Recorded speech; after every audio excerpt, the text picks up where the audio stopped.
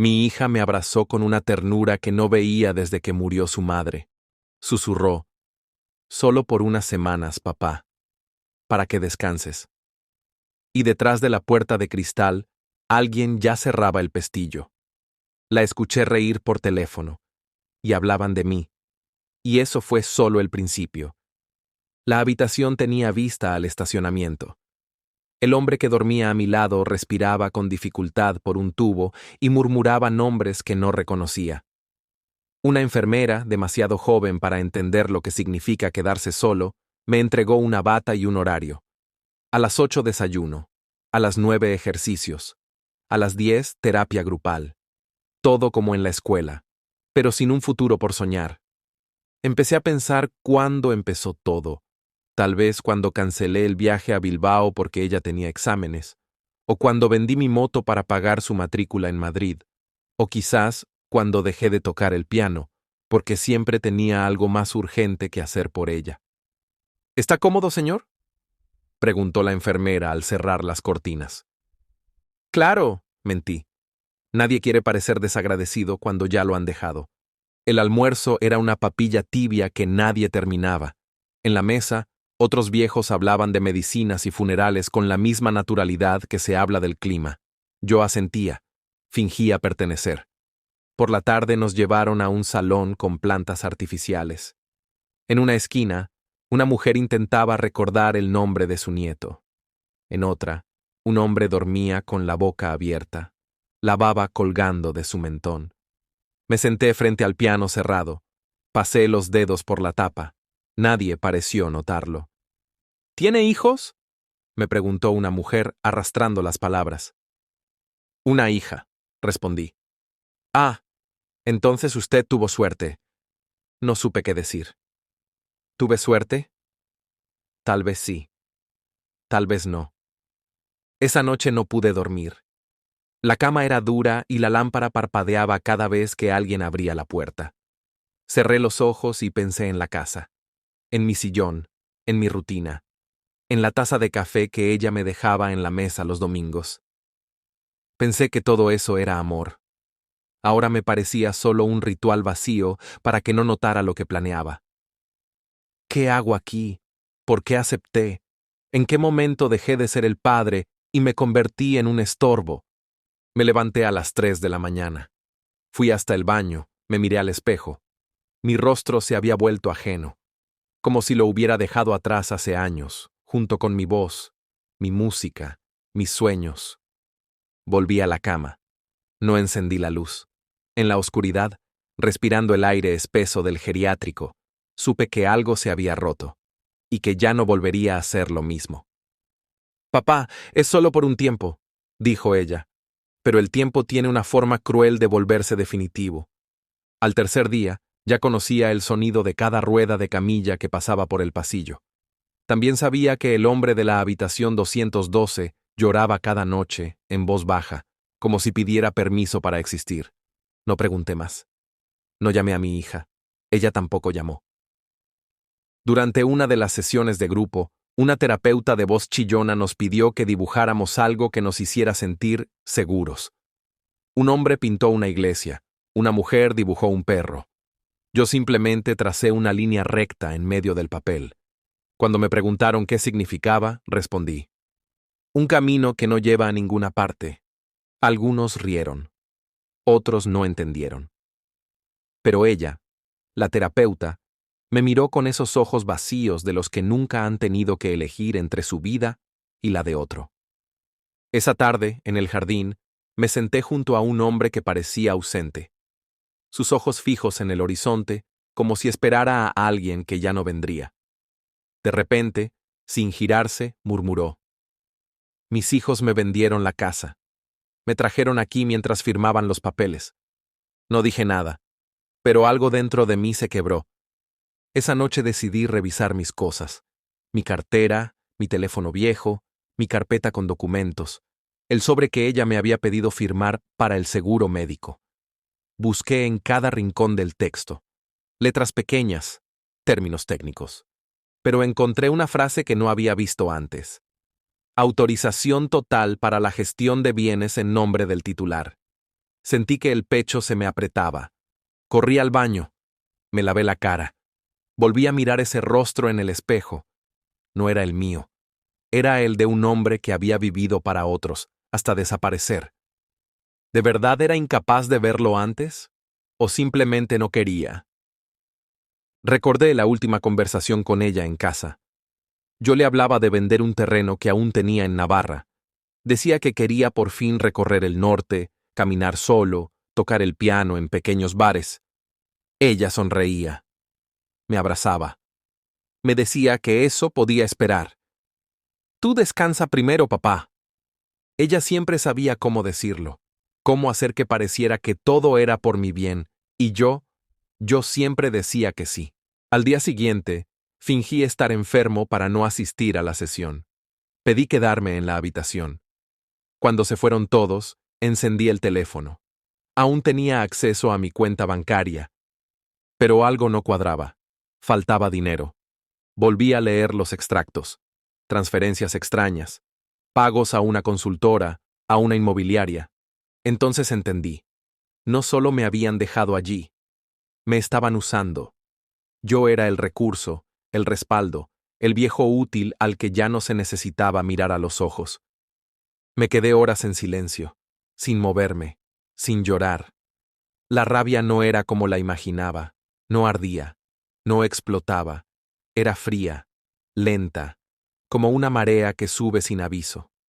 Esa noche, al cerrar los ojos, ya no pensé en volver a casa. Pensé en cómo salir. Pensé en todo lo que me habían quitado y en todo lo que aún podía recuperar. A la mañana siguiente, desperté antes que los demás. Me vestí en silencio, como quien se prepara para un entierro. El mío. O tal vez el del hombre que había sido hasta ahora. Desayuné sin prisa. La papilla tenía el mismo sabor insípido de siempre. Pero esta vez, no aparté la bandeja. La terminé. Necesitaba fuerzas. Afuera, el cielo estaba nublado. El tipo de nubes que anuncian un cambio. O una tormenta. Después de la terapia, me acerqué a la oficina de la directora. Fingí curiosidad. Pregunté por los horarios de visita, por las actividades del mes. Sonreí. Ella también. Todo estaba registrado, dijo. Las llamadas, las autorizaciones, incluso el acceso bancario. Seguridad total, aseguró. Sin saber que con cada palabra me daba una pieza más del rompecabezas. Al salir, vi a mi hija en la entrada. No esperaba verla. Sonreía, con su vestido blanco y su bolso caro. Me abrazó fingiendo prisa. ¿Cómo estás, papá? Bien. Solo pasé a dejarte estas vitaminas. El médico dijo que te vendrían bien. Le agradecí. No mencioné el dinero, ni los documentos, ni el terreno. ¿Y tú? Pregunté. ¿Cómo va todo? Trabajando mucho. Ya sabes, la vida. Sí, la vida, suya, no la mía. ¿Recuerdas el terreno de Navarra? Solté, midiendo su reacción. Ella dudó una fracción de segundo. ¿Qué pasa con eso? Estaba pensando en venderlo yo mismo. Quizás aún pueda hacer aquel viaje. ¿Ahora? Pero estás aquí por tu salud, papá. Ahí lo vi.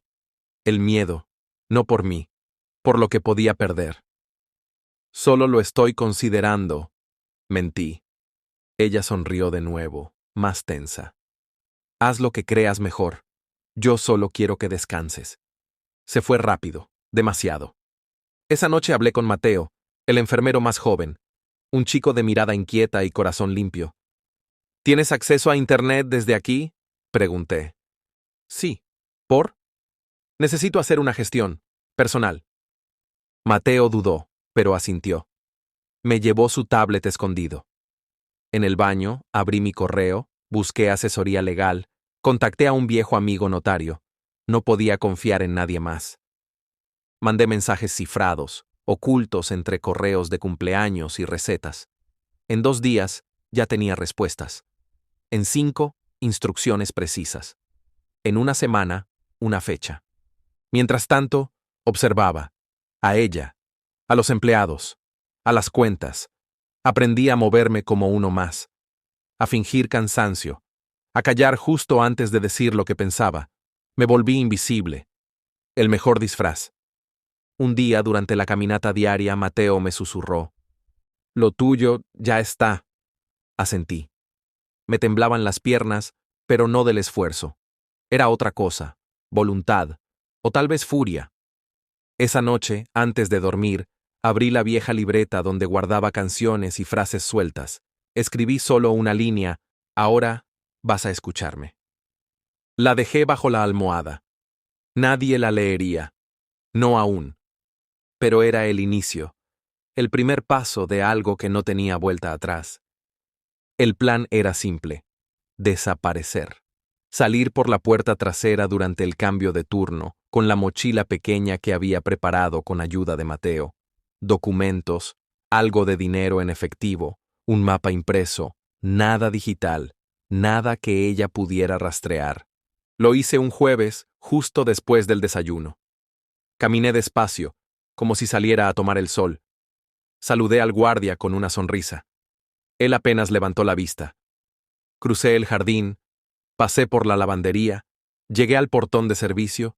Estaba abierto, como si alguien, Mateo, lo hubiera dejado así a propósito. La calle olía a humedad. El aire era más frío de lo que recordaba. Me sentí torpe al andar, como si mis piernas necesitaran recordar cómo era llevarme a algún lugar que yo mismo eligiera. Tomé el autobús hasta el centro. Cambié de chaqueta en una tienda barata. Luego otro bus hacia el norte. Durante el trayecto, apagué el teléfono. Lo tiré a la basura en una estación de servicio. Era un ancla, una cadena. Me alojé en una pensión modesta, en un pueblo costero. Nadie hacía preguntas. Pagué en efectivo. Dormí 2 días seguidos. Soñé con agua, con un piano abandonado, con ella, de niña, corriendo por la playa, y yo, joven aún, tocando para nadie. El lunes fui al banco. Con mi nueva documentación y los papeles del notario, bloqueé todos los accesos compartidos. Cancelé poderes.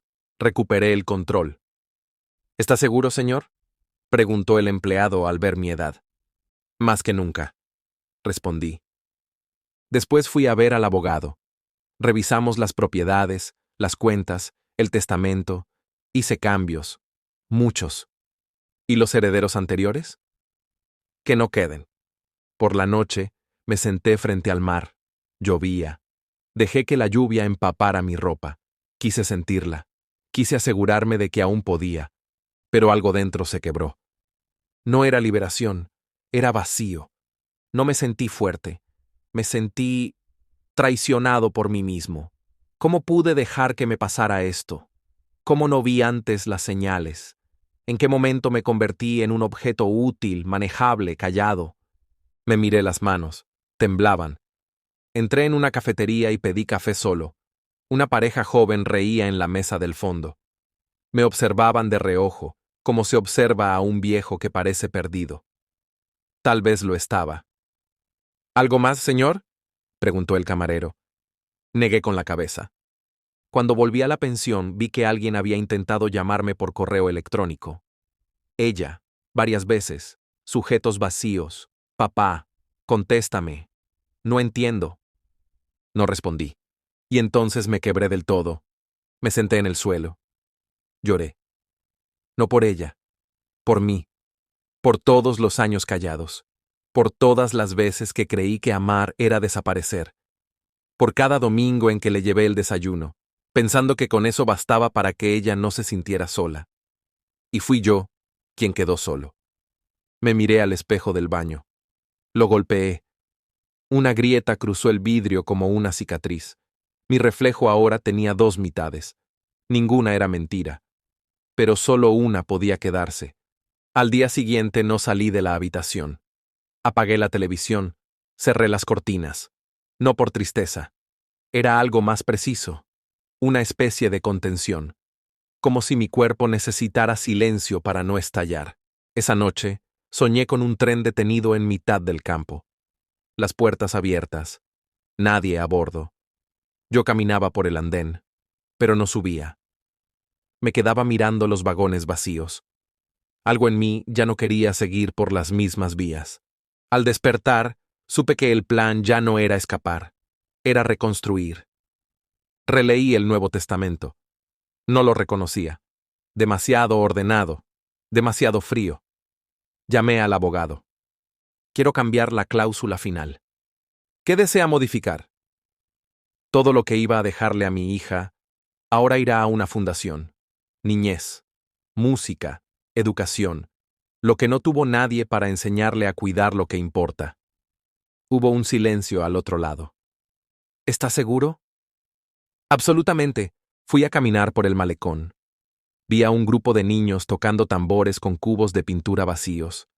Uno llevaba la voz, marcando el ritmo con una energía brutal. Me quedé allí media hora. No por nostalgia, por esperanza. Ahí entendí algo. Ella no era el problema. Yo lo era. Yo la eduqué para creer que todo era suyo, que todo se le debía, que su felicidad justificaba mi silencio. Fui el cómplice perfecto de su egoísmo. Y eso no podía continuar. Al día siguiente, hablé con el director de una pequeña escuela de arte en la región. Les ofrecí mi piano viejo, que aún estaba guardado en un almacén. También una donación inicial, sin nombres, sin placas, solo música. ¿Y usted? Me preguntaron. ¿No quiere enseñar? Tal vez más adelante. Ahora solo quiero que alguien toque. Después fui a ver una casita en las afueras. Pequeña, con huerta. Nada de lujos. Solo ventanas que daban al bosque. La dueña era una mujer mayor, viuda, que buscaba a alguien que cuidara el lugar. No es mucho, pero tiene alma, dijo. Le estreché la mano. Acordamos sin papeles. Ella confiaba, yo también. En la estación de correos envié una carta certificada al geriátrico. No para ella, para Mateo. Solo decía, gracias, seguí tocando. Ese fue el día en que dejé de buscar justicia. Lo que quería era verdad. Ya no se trataba de vengarme, ni de castigar. Se trataba de no repetir, de no permitir que mi historia siguiera hablando con voz prestada. A esa hora, el cielo se tiñó de naranja. Por primera vez en mucho tiempo respiré sin peso en el pecho. No era libertad, era algo mejor, elección. Las semanas siguientes fueron lentas, exactamente como las quería. Me despertaba con la luz natural, preparaba café en una olla vieja, salía al jardín, escuchaba los pájaros, no hablaba con nadie, no hacía falta. Empecé a limpiar el viejo piano de la escuela. Estaba desafinado, sucio pero entero. Cada tecla era como una parte de mí, gastada, pero aún capaz de sonar.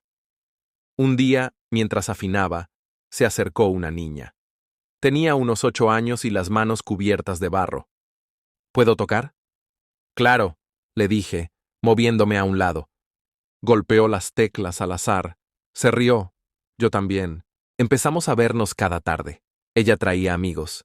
Algunos no sabían leer música. Otros nunca habían visto un piano. No importaba. Lo que importaba era el sonido, el intento. Me ofrecieron dar clases oficialmente. Acepté. Con una condición, nada de títulos, solo nombre de pila, nada de profesor, nada de jerarquías, música a secas. Mientras tanto, la vida afuera seguía. Una tarde, en el mercado, escuché una voz conocida. «Papá», me giré. Ahí estaba ella, mi hija, más delgada, más pálida, sola. «¿Dónde estabas?», preguntó. «¿Por qué te fuiste así?». No respondí. «Bloqueaste las cuentas, cancelaste todo. ¿Sabes lo que eso significó para mí?». La miré. Por primera vez, no con culpa, ni con ira, con claridad. «Sí», dije. «Lo sé». «¿Por qué?». «Porque me pertenecen, porque no eran tuyas, porque yo tampoco lo era». Ella parpadeó. Trató de hablar. No pudo. Se fue. No la seguí. Esa noche, en la escuela, los niños preparaban una pequeña presentación. Invitaron a padres, vecinos. Yo los acompañé desde un rincón. Tocaron torpes, fuera de ritmo, con pasión. La sala estaba llena, Gente de pie, aplausos, lágrimas, alegría desordenada. Un periodista local se me acercó después. ¿Usted es el fundador? Negué con la cabeza. Solo pasaba por aquí. Me alejé antes de que preguntara más. En casa, me preparé un guiso lento, sin televisión, sin teléfono, solo la radio antigua, donde sonaba un bolero viejo. Pensé en ella, no con rencor, con distancia. Ya no era mi centro, ni mi dolor, ni mi carga. Era solo una parte de una historia que ya no controlaba mi final. La invitación llegó por correo ordinario, un sobre blanco sin remitente, dentro, una carta con membrete legal. Se le cita a comparecer para revisar la validez del Nuevo Testamento firmado el día. Ella lo había impugnado. Fui, no por ella, por mí. La sala del juzgado era pequeña, mal iluminada. Ella estaba sentada con su abogado, un hombre trajeado, nervioso. No me saludó. Yo tampoco. La jueza leyó los documentos en voz alta. Confirmó las firmas, las fechas, la legalidad del procedimiento. Yo escuchaba en silencio, con las manos sobre las rodillas, como si sostuvieran algo frágil. Mi voluntad. Mi padre no estaba en condiciones mentales estables cuando hizo esos cambios, dijo ella, con voz firme. ¿Tiene pruebas médicas que respalden esa afirmación? Preguntó la jueza. Silencio. No, admitió. Entonces no hay causa para anular el testamento. Ella giró hacia mí.